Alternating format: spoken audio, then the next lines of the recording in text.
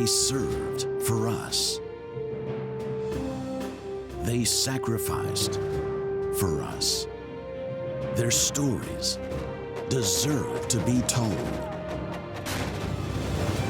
Every military veteran has a story to tell.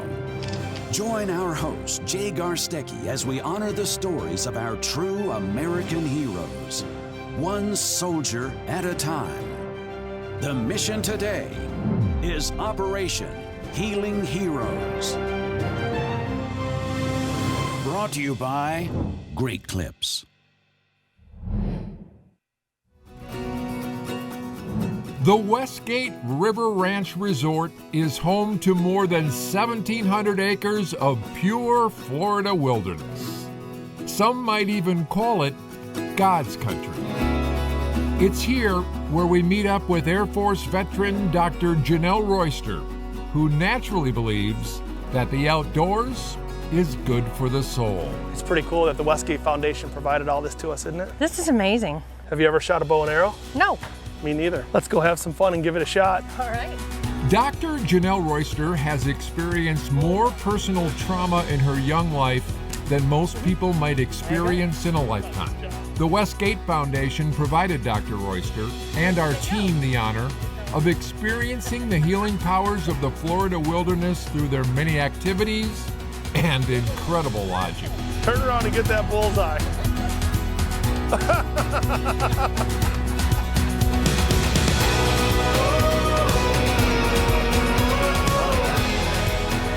That one matches your This shirt. one feels good. Yeah. We got new hats. Yep. Ready We'll to get our go? jeans on and go ride some horses now. Almost like I knew what I was doing, huh? Hey, Jay, you ever been on a horse? You know, I think this is my second time. I think my very first time was in Wyoming. We went to a family vacation in Yellowstone. I think we took a horseback ride there, but I think this is my second time on a horse. So tell me about growing up. My mom was a bit interesting. It's probably why I'm a licensed mental health counselor now, but she had a personality disorder, and I didn't know that when I was little. So when I was about 4 years old, I remember her coming home from work, and she was just really, really angry. And I have two older sisters, and we were sitting there playing Monopoly, and I remember her snatching them by their hair and taking them in the bedroom, and all I could hear was screaming and wailing, and then I heard silence. It pretty much terrified me. I've had a lot of trauma in my life, but I didn't know it was traumatic. I just thought the grief and the loss and the abuse was a Monday. I had no idea. Some parents are actually quite good to their children, and they never were spanked, they never were hit in the face, they never had broken teeth, they never had broken fingers. I didn't know that you could have a life like that. I really didn't want to do anything wrong because I knew if I was perfect, I would not get beat. So I naturally became excellent at everything. I don't recommend it. It's not okay to live like that. It's not okay to put yourself in so much distress and so much anxiety and so much pain to avoid pain. It doesn't make any sense. It's not logical. But I didn't know that at the time. You're a natural. Oh, thanks. I love it. I absolutely love it. Us city folk, you know, we don't get out on horses very often. He's like, man, there's gators over there. I don't like that. The young Janell Royster was able to emerge from the darkness of her childhood, and after a brief stint at a local college, she found refuge in the United States Air Force. Trying to play college volleyball, working 2 jobs, not making enough money, not having 4 classes so I could walk on and get my college paid for, and my mother being who she was and being alone, I had to get out of there. So a friend of mine that I used to drag race with told me that he was going in the Air Force. And I'm like, what's the Air Force? I was like, they'll feed me and pay me and give me a place to stay and not hit me? What? I'm gonna go there. You know, so that was kind of what I did. What did you do in the Air Force? What was your job? I was a surgical technician. I wanted to go as far away from Michigan as humanly possible. Sure, I understand. And I did, we had these dream sheets, and you choose like 8 overseas destinations and 8 stateside destinations. Guess where they put me? Where? Fairborn, Ohio. Dayton, Ohio. If 4 that's not a hours destination. from where I'm from. It was the #2 medical facility. Okay. So, and they needed more surgical technicians. But I will tell you, when I did get there, it was pretty cool because I went through all the specialties because that hospital did everything. Cool. So I started out with urology, OBGYN, general surgery, ortho, neuro, and then open heart surgery. Wow. So I was pretty blessed to be able to go through the entire rotation. You ready for this? Yeah. Where are we going? Airboat ride. You ever been on an airboat before? Oh, not in like 30 years. Happy to be on her own and away from a verbally and physically abusive mother, Janell was determined to make the most of her time and opportunities in the Air Force. She was thriving and well on her way to becoming a surgical technician. However, with the stroke of a pen from the words written by her stepfather, Janell was forced to deal with yet another family crisis, even before her 18th birthday. My stepfather wrote me a letter telling me that he was leaving my mother, so I knew I had to go on leave. I knew I had to come home. On my 18th birthday, I went home to celebrate with my friends and family, obviously, and she had swallowed a whole bottle of pills as I walked in the door. She said, if I can't have him and all my babies are grown, I don't want to live.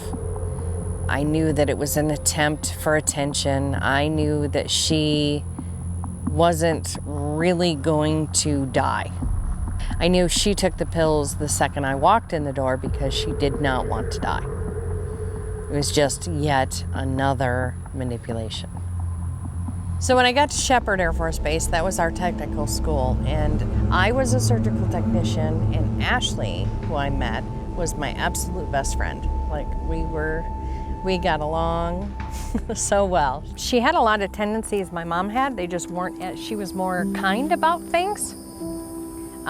So now looking back, I know she was diagnosed with bipolar, and I knew when she was taking her medication and when she wasn't, but then I had no idea. She went to her permanent duty station. I went to mine. Ashley's mom called me, said she was in a bad state. I hadn't heard from her for months. And she's like, yeah, she's been in a bad place. Her and Kevin got divorced. She lost the baby. And I'm like, what baby? You know, what do you mean? She didn't call me? And I told her, I said, can I come out? I said, I got some leave saved up. And she's like, yeah. Once I got to Wyoming, I spent 6 days with Ashley, you know, reminiscing, having fun, enjoying ourselves. She was good. She was in a good place. I told her, I said, your parents want to go to dinner. Let's go to dinner. She wasn't interested. I made sure she was okay. So we went to the restaurant, a nice time. I never eat all my food, so I had a to-go box. And I went to put the stuff in the fridge, in the microwave, like blinked on and off, and then there was this really funky smell. Now, being a race car driver for as many years as I was very familiar with that smell. And I remember my heart sank. So I ran to the door, I pushed the button, I opened the door, I ran down the stairs, I pulled her out of the van, and she was gone. She had been gone for about 15 minutes. She died by suicide. She died of carbon monoxide poisoning. I tried to revive her. I was unsuccessful. The paramedics and the firefighters told me I was about 12 minutes too late. And I carried that with me for about 20 years.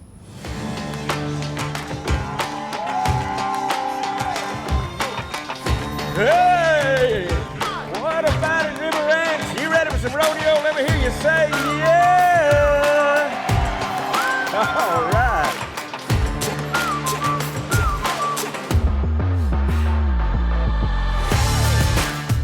It seemed Dr. Janell was living in her own emotional rodeo, having to deal with physical abuse and loss.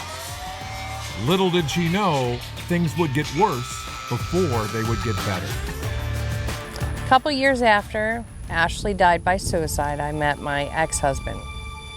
There were good times and bad times, but the bad times outweighed the good times. He was very angry. We had to move every 2 years. He would get into a rage, have an altercation with his boss. And if he wasn't able to physically engage with his boss, he physically engaged with me. I had 3 boys. I wanted a girl. The girl didn't make it, and he got a vasectomy without my permission. I was pissed. I got mad one day, and I went out to the car, and he broke my hand because he slammed it in the door. I lost some teeth because I talked back. You know, I felt like a child. Yeah, he broke my jaw twice. Only hurts when it rains, though. I had kidney problems because he used to punch me in the back when I would do dishes. I just decided that I wasn't going to take it anymore. Came to the conclusion that he is not treating me right, that he is not good for me, that he is not a healthy human being. I filed for divorce because financially I could handle it, right? I finally finished payroll. I picked up the phone after incessant calling, and it was my husband. And he had been served papers, and he said, I have a gun to my chest. If you don't love me and you don't want to be with me, then I don't need to live. And then, boom, and then the phone dropped. So he shot himself, and I heard the gun drop and the phone drop. And you want to talk about traumatizing, something that sticks with you for the rest of your life. Mm-hmm.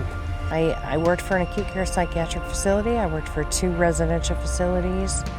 I did my internship with human traffic survivors, which I think that out of all of the trauma I suffered in my life was the most horrific, because I didn't know how to dump it.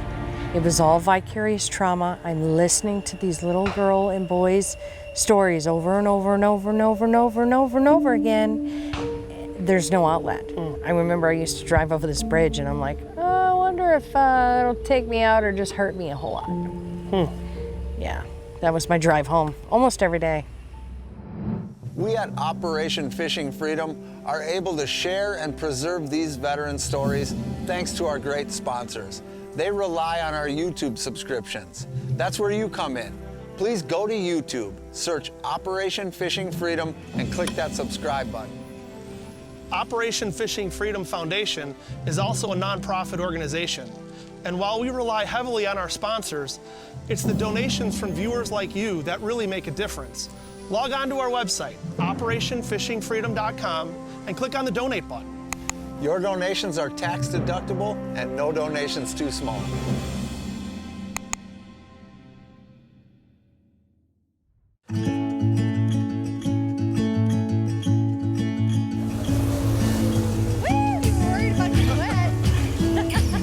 The Westgate River Ranch in River Ranch, Florida provides the ideal opportunity for rest, relaxation, and healing.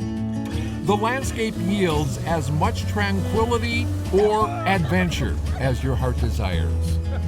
Struggling with suicidal ideation, Dr. Janell was forced to juggle the endless script of medications and treatments, quickly realizing there is no drug for trauma. Seemingly at the end of a rope, Janell's cruel misfortunes were about to turn. My friend I went to grad school with had dragged me all over the country trying to get me to help myself, because he knew I was pretty jammed up. He knew that I wasn't sleeping but every other night. He offered me to connect with 22-0 and offered me a sponsorship to go to this training. I went to the training, and I worked through a traumatic event. It was probably a level 6, and I felt a significant shift, and I slept that night. I had no idea that I could break up with the trauma. None. And I thought, ooh, this is different, this is good. I'm not feeling the same. So post-traumatic stress is where you have these indicators, this nightmares, flashbacks, and intrusive thoughts. Right? And they present themselves at the most inconvenient of times. So when you ask somebody, how are you sleeping? I'm not sleeping well. Okay, what's going on? You can run this process, neutralize those events, and then when they go to sleep that night, they reconcile all of that event, and then they wake up where they don't feel any kind of way about that event anymore, and it solves the problem. It changed my life. I wanted everyone to feel this. On the way home, I called a whole bunch of people, and I'm like, okay, you gotta try this. I need a guinea pig. I kind of told everybody that for about the first 100 clients. I'm like, I need a guinea pig. Because I didn't believe, I was waiting. I was waiting for that one person to go, no, this doesn't work. Right. It doesn't work on me. Never heard it.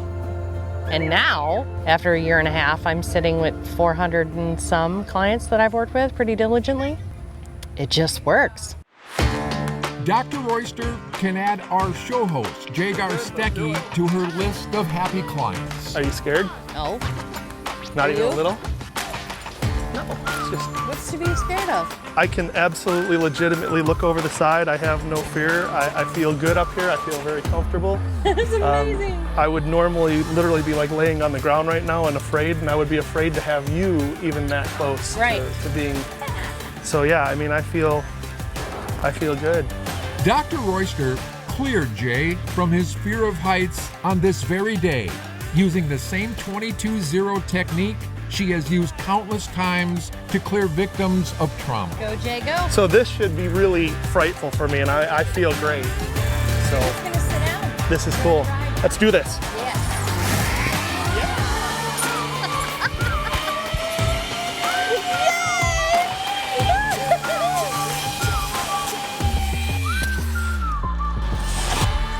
That was cool. Thank you so much for sharing your story with us and with the viewers. Hopefully it resonates with another viewer and they realize that, you know, it's okay to talk about this stuff. Absolutely. Right? And that there are organizations like 22-0 out there that will help them. Right. Right? And now you're helping other veterans help with their trauma. It's absolutely amazing. So I just want to say thank you for that. And I've got a little something I want to give you here to show our recognition to you. Oh, You've got your wow. own custom fishing rod here. So Thank it's you. an Angry Bear custom rod. It says handcrafted for Dr. Janell Royster in appreciation Wow. for dedication and service. It's got all the branches of service there and our logo. Oh my goodness. And Kevin Newcomer, the gentleman who made this for you, gave you a personal message there. And no fisherman is complete without their very own jersey, so Dr. Royster. I love it. That's awesome. Janell Royster. Very cool. Thank And you. Royster on the back. So now you're official. Now you look official. Thank you for your service. you. Thank you for everything you do to continue to help our veterans. This is awesome. And thank you so much for everything that you've done. Thank you for having me. I'm very blessed and honored to be here. This is pretty amazing, unique, once-in-a-lifetime experience.